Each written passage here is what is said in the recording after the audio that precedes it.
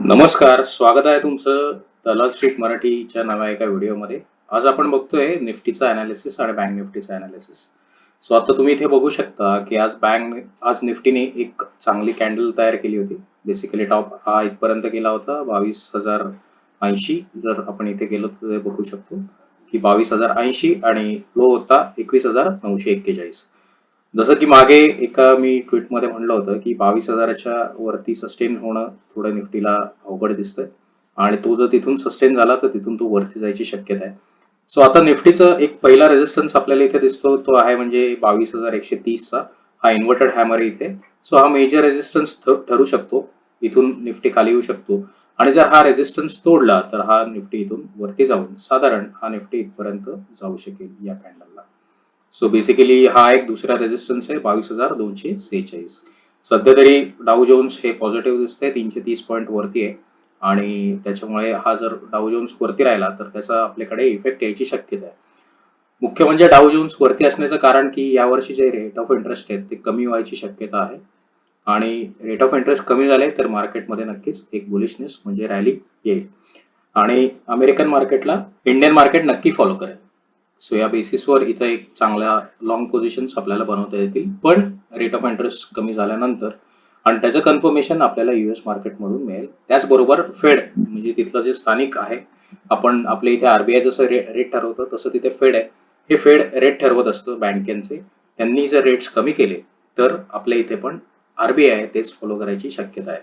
पण आता इलेक्शन्समुळे मार्केट थोडंसं वर खाली राहील. त्याच्यामुळे लांबचा विचार करायचा असेल तर मार्केट बुलिश आहे.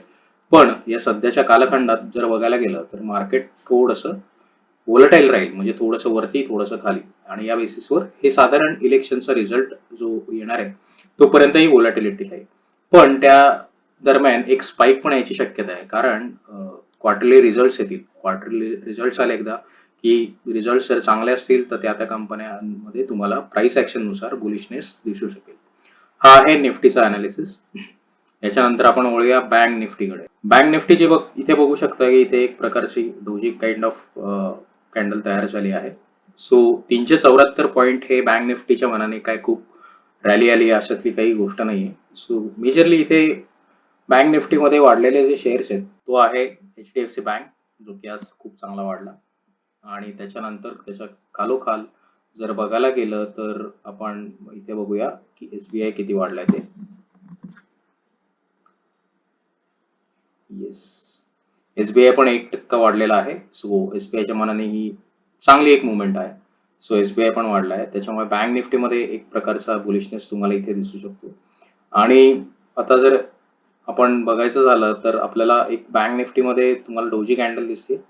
तर आता याचा नेक्स्ट रेजिस्टन्स साधारण असेल हा बँक निफ्टीचा हा एक इथपर्यंत अपेक्षित आहे.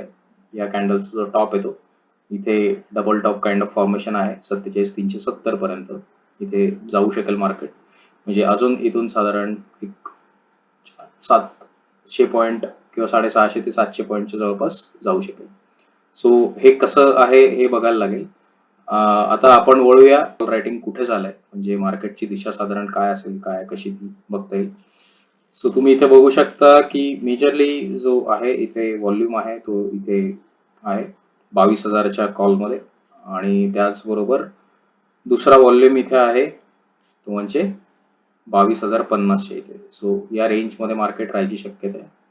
आज आहे गुरुवार उद्या शुक्रवार त्यामुळे उद्या मार्केट थोडंसं साईडवेजलाच असतं. खूप काही मुवमेंट नसते मार्केटमध्ये. यानंतर आता ही आपण बघितली त्याच्यानंतर आता आपण बघूया बँक निफ्टीची रेंज काय साधारण असणार आहे उद्याच्या पुरती. कॉल रायटिंग कुठे जास्त झाले ते बघूया. बँक निफ्टीमध्ये इथे तुम्ही बघू शकता की व्हॉल्यूम वाईज बघायला गेलं तर हा इथं आपल्याला परत 46,700च्या कॉलला इथं रायटिंग चांगलं झालेलं दिसतंय 19,76,000 आणि पुट साईडला जर तुम्ही बघायचं झालं तर पुट साईडला इथे एक रायटिंग आहे 29,000. सो साधारण एक 100 पॉईंटची रेंज त्यांनी पकडली. इथे त्यांनी काही सेलिंगच्या यांनी करून ठेवलेल्या आहेत काही स्ट्रॅटेजीज करून ठेवलेल्या आहेत. स्ट्रॅटेजीज तुम्हाला जाणून घ्यायच्या असतील तर व्हिडिओमध्ये कमेंट करा आपण त्या स्ट्रॅटेजीज पण समजावून सांगू. सो हे होतं बँक निफ्टी अँड निफ्टीचं अनालिसिस. त्याचबरोबर आपण निफ्टी मधला एक मेजर शेअर बघायचा राहिला आपल्याला तो आहे रिलायन्स.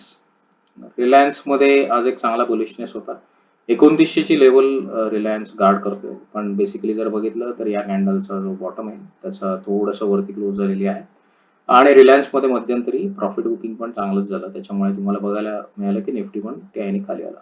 सो रिलायन्स हा निफ्टीचा एक मेजर पार्ट आहे. त्याच्यामुळे जेव्हा जेव्हा रिलायन्समध्ये बेरिशनेस येतो तेव्हा तेव्हा मार्केटमध्ये पण निफ्टीमध्ये पण बेरिशनेस येतो. पण जर तुम्ही इथे बघितलं तर हा जो बेसिकली इथे होता रिलायन्सने इथे इलाइट वेव्ह सुरू केली. सो या बेसिसवर जर तुम्हाला बघायचं झालं तर इथे तुम्हाला चांगला एक बुलिशनेस दिसतो. त्याचबरोबर एक्झॅक्टली इथे टॉपला इथे डिस्ट्रीब्युशन काइंड ऑफ झालेलं थोडंसं दिसतंय. सो हा व्हिडिओ तुम्हाला कसा वाटला हे कमेंटमध्ये नक्कीच सांगा आणि तसंच जर तुम्हाला कोणत्या प्रकारचे व्हिडिओ अपेक्षित आहेत ते तुम्ही कमेंटमध्ये सांगा. त्या प्रकारचे व्हिडिओ आम्ही आमच्या चॅनलवर पब्लिश करू. हे आत्ता सांगितलेलं कोणतेही स्टॉक रेकमेंडेशन किंवा हे जे अनालिसिस आहे हे प्युअरली स्टडी बेसिसवर आहे. जर तुम्हाला मार्केटमध्ये काही पोझिशन घ्यायची असेल तर तुम्ही तुमचा स्वतःचा अभ्यास करा. त्याचबरोबर तुमच्या फायनान्शियल ॲडवायझर बरोबर चर्चा करून तुम्ही तशा पोझिशन घ्या. आपल्याला जो हा व्हिडिओ आहे तो फक्त एज्युकेशनल पर्पजसाठी बनवलेला आहे. तर चॅनलवर नवीन असाल तर सबस्क्राईब नक्की करा आणि जर हा व्हिडिओ आवडला तर लाईक आणि आपल्या मित्रांबरोबर शेअर नक्की करा. धन्यवाद.